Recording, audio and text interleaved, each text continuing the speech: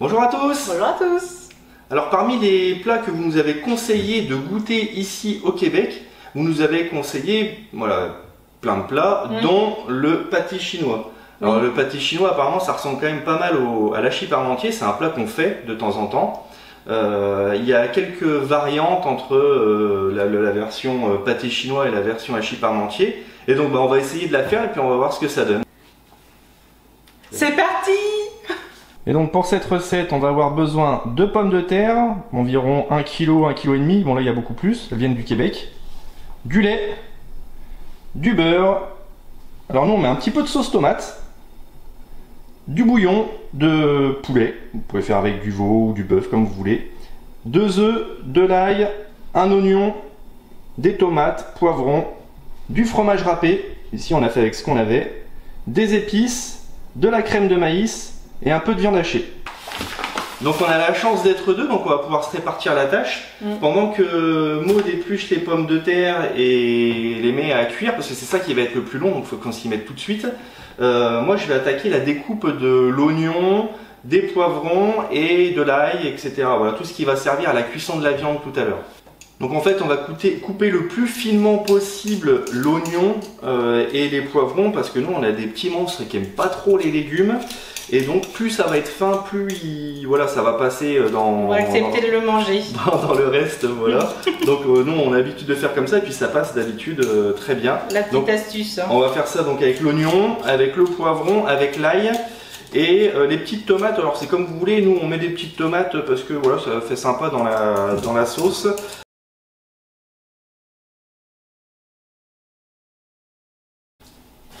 Philippe Etchebest n'a qu'à bien se tenir. Parce que vous ne connaissez même pas Philippe Etchebest. En tout cas, Madiba, il le connaît. Vous connaissez Ah oui, ouais, exact. Vous connaissez Philippe Etchebest? Ou non, vous êtes plutôt Team Gordon Ramsay. On l'a vu en photo au Super C. Je pense que c'est plutôt votre... Ouais, je l'ai vu en photo. J'ai une photo avec Gordon Ramsay. Ouais. Ah ouais, bah tiens, tu vas raconter la petite anecdote?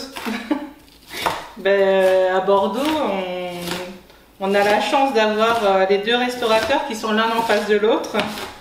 Et je voulais le montrer à un de mes amis. J'avais ma poussette parce que Mathieu était vraiment tout petit.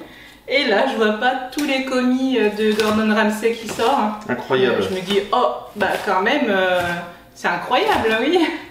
Et là, il y a Gordon Ramsay qui arrive. J'ai laissé ma poussette à mon copain. Je suis allée le voir. J'ai pris la photo et voilà, j'étais contente. C'est quand même fou parce que il y a une émission qui s'appelle Cauchemar en cuisine. Je sais pas si elle a un nom différent ici. Et en fait, chez nous justement, enfin en France, c'est Philippe Etchebest qui fait cette émission-là. C'est vraiment le cuisinier qui incarne un petit peu le cuisinier qui va y aller, qui va être un peu bourrin, etc. Et c'est le pendant en fait français de Gordon Ramsay en Angleterre.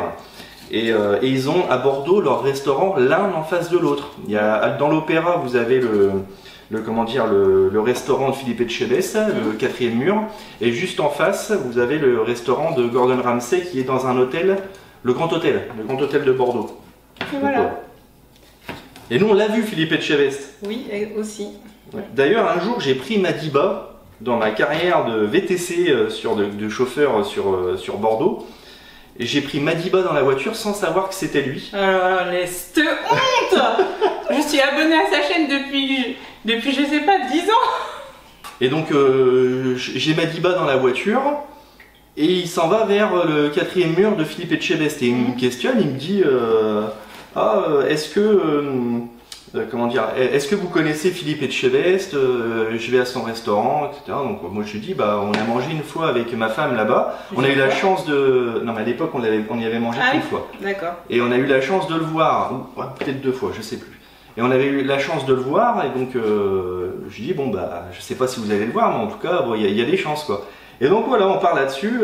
Je reconnais qu'il a un petit accent du Québec, mais vraiment discret. Et je regarde, je sais plus, un soir YouTube, et je tombe sur sa vidéo. Et parce que Maud, en fait, elle est abonnée à sa chaîne. Et je tombe sur sa vidéo, et puis je fais, attends, le gars, il me dit quelque chose là. Et je regarde, je regarde un petit peu une de ses vidéos et je le vois dans ma voiture en train de me filmer et en train de me parler en me disant je vais voir Philippe Etchebest. Vous en fichez, ça se trouve. Hein. Mais bon, c'est la petite anecdote. On va mettre à cuire les poivrons, l'oignon et l'ail. Et avec un peu d'huile d'olive. Et on a rajouté des poivrons jaunes dedans, puis quand tout ça sera cuit, parce que c'est plus gourmand. on passera à la viande avec les petits ingrédients qui vont bien avec. Mais justement, voilà. On va ouvrir la boîte de sauce tomate. Ouais. Tiens, ça fait tchic tchikaboum, tchic tchikaboum. Alors bon, j'ai trouvé cette sauce là, j'ai utilisé pour faire une sauce bolognaise, on avait bien aimé, donc on va... Oula, j'ai le manche qui part. Ça. Bon, on n'en met pas beaucoup, hein. Faut pas que ce soit non plus baigné, c'est juste ça donne un petit goût, moi je trouve que j'aime bien. Là j'ai une question. Quoi? C'est pourquoi les œufs? Les œufs c'est pour la purée. Les jaunes d'œufs. Ouais, d'œufs? 2 jaunes d'œufs dans la purée. Ça va être gourmand. Ah oui, quoique là on n'a pas beaucoup de purée, peut-être qu'on en utilisera qu'un, on verra ce que ça donne. Parfait. On avisera. Pendant ce temps-là, moi je travaille dur.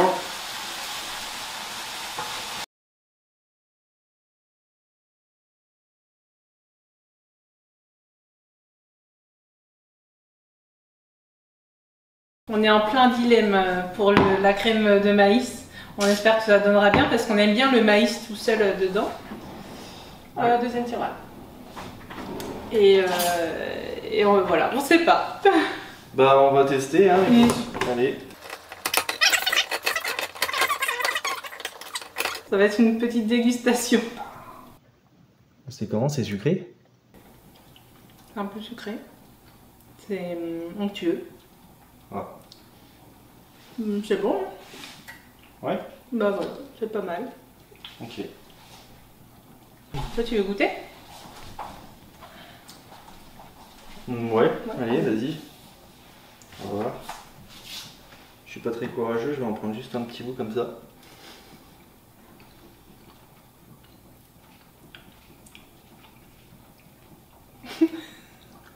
Ça goûte, je sais pas trop ce que ça goûte. Ça goûte bien le maïs déjà, ça c'est sûr. Ça c'est ok. Mais la crème, oui. Je pourrais pas dire à quoi c'est. C'est bon, hein, ça va. C'est onctueux, bah bon, faut pas non plus en mettre trop, mais c'est un petit peu gélatineux. Je sais pas, comme une texture de crème, quoi. De la danette, au maïs.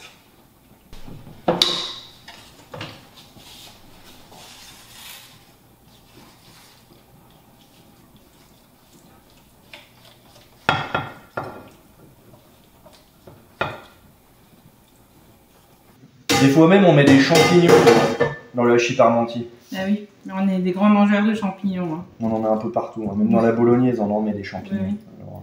Mais parce que ça passe, les enfants, si on dit qu'il y a des champignons dedans, ils vont manger. Ouais, genre c'est que pour les enfants. Oui. J'aime bien aussi les champignons. Donc la crème de maïs, c'est dessus? Ouais, donc là on a fait notre étage comme il faut, voilà, on a égalisé. On va mettre un petit peu de crème de maïs. J'ai vu que c'était comme ça qu'on faisait. J'ai regardé une vidéo de chef Michel Dumas, s'il vous plaît. Il est grave fan. Ouais, j'aime beaucoup. Et du coup, il en met un petit peu dessus. Mais je sais pas beaucoup, tu vois. D'accord. Il en étale un petit peu dessus, quoi. Bah, je vais le faire. Bah, je t'en prie. Et c'est toi qui vas égaliser.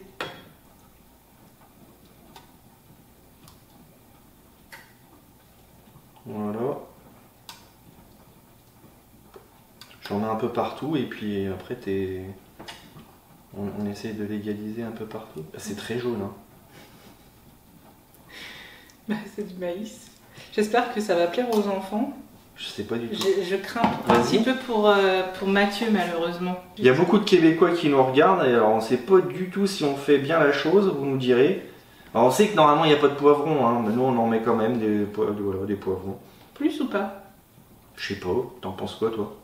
Moi j'aime bien le maïs, mais là, moi, je pense que c'est bien. Ouais, c'est un premier essai, on fera ça, puis une autre fois on en mettra plus si on trouve qu'il n'y en avait pas assez. Bon écoute, on va s'arrêter là, on va faire ça. Maintenant on va devoir faire la purée. On va regarder les patates, ça on peut le laisser de côté.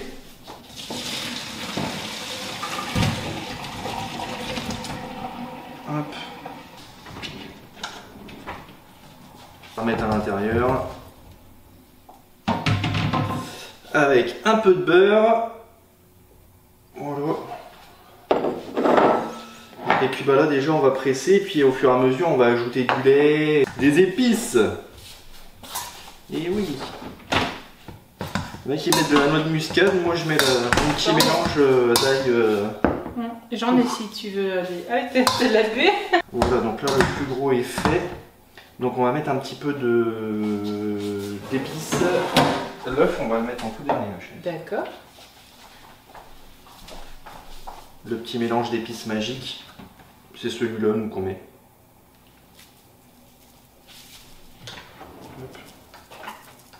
Un peu de sel et un peu de poivre aussi. Voilà. Le poivre, il est là-bas.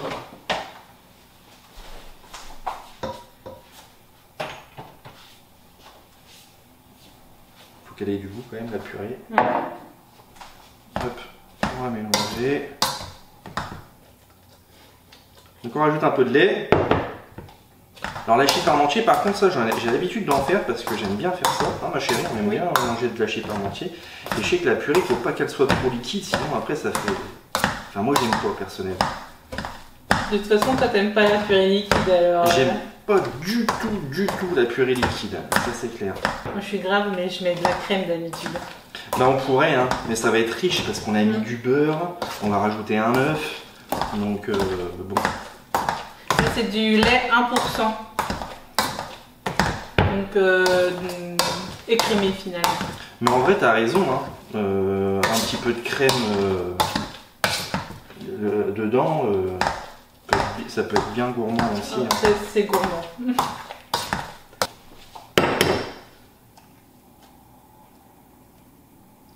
T'as la pression. Non, pas vraiment. Tu veux mélanger ou je le fais? Vas-y, je t'en prie. Alors mélanger avec ça, ça va pas être... Oh si, ça marche bien. J'aurais pas cru. Oh, c'est pas mal. Hein, pas vraiment. on vous montre ce que ça donne. Bon, je pense que c'est pas mal.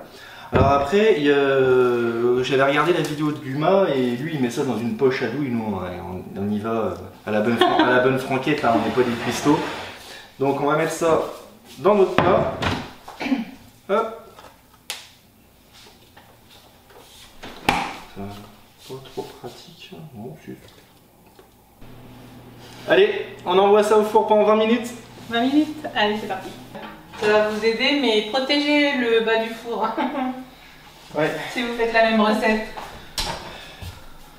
Bon, bah moi je trouve que c'est une belle tête quand même. Hein. Puis ça sent bon. Hein. Ouais, ça sent bon. Tu sais, on pourrait même sans mettre de fromage râpé. Hein.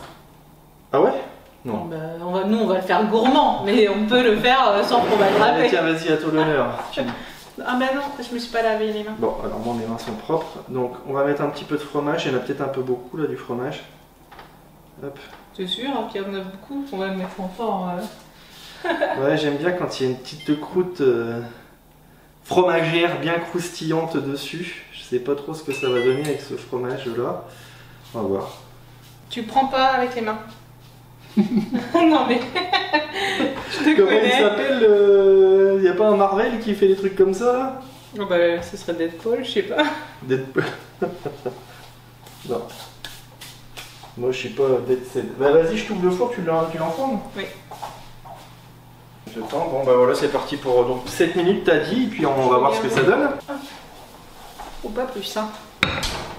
Ouais, oh il y a une belle tête. Ah ouais. Ouais. Le petit fromage là sur le dessus, ça lui a donné une belle tête. Bon, je suis bien contente. Donc on va le laisser refroidir un peu, et puis ça tombe bien, les enfants vont sortir de l'école d'ici 1 heure, puis allez, ce sera prêt à manger. Voilà. Avec un peu de salade. Ouais. Qui est-ce qui va se régaler? C'est nous.